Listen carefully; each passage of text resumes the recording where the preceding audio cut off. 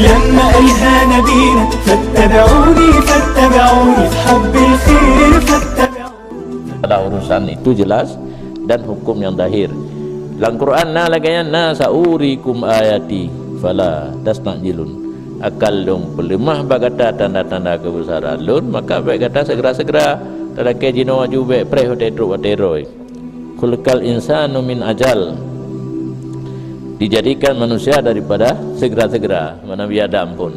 Nabi Adam nyawang kalau habis ke pasal baru truk. Horai dah marah, oleh. Pusat le baru truk kagak bedah nak jengok aki. Hai, mereka bedah ruruh tanah bagi dia nak jadi je kaki dengan tu yang wang lom. Yang kehina laju. Khuliqal insanu min ajal. Itu ba inda tu dekon. Ka segera-segera kena bedah kena pelung ju senangkan bagi kalau nak nyawang baru yang pusat le. Karap dulu lagi. Tanah clear kan. Nanti tanya walanca awai pun duduk fikir bat apa pun boleh haju fikir dan padahal peraturan idza aradta an taf'ala syai'an fatadabbar akibatah kanya ile fikir apa akibatnya baru menyo ingkana khairan famdi wa ingkana syarran fantahi menjaga akibat bubuan agak akibat piu nyitanyakan pun yang nak puput golong puput berkali jadi yang betul walancut awai fikir duduk pu hanya segera nyata lunci anak kau ke nanya nanti dah berah je mah je kan memang anak kau ke don ke no patai ke orang lain kan patai long ke kagak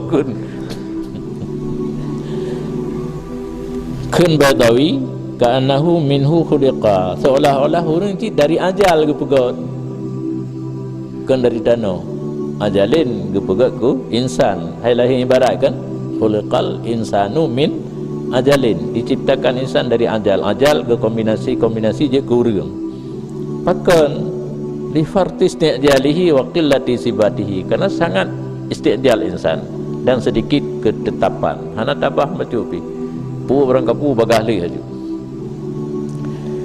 dalam bahasa sehari-hari menyona dalam Quran bagdanya sehari-hari khuliqa zaidun minal karam dijadikan titik daripada mulia titik laude ini cukup pemurah hana mentalake BKIP tengok na orang ke nyanyi ba mulia ke buka dalam bahasa sehari-hari dicocok dengan Al-Quran dijadikan barang yang ditabiatkan sisit di atasnya barang bimanzilatil matbu' dengan manzilah urang aju matube lagi matbu' matbu' ka urang tabiat ke pun menjadi mulia jadi seolah-olah urang aju mulianya hingga khuliqa zaidun minal karam mudah-mudahan yang dimaksudkan di sini la ra'aita atau ra'aita kata puput amal ilmu yang kana akan dihah ada yang tak preh-prehnya ke kata dan akan kata kalian maksud dengan kalian mudah-mudahan maksud di sini bahasa ru'yah itu muhaqqaqah pasti kalian tidak ada faedah pada istiqjal sebelum waktunya. Jadi preh sebenarnya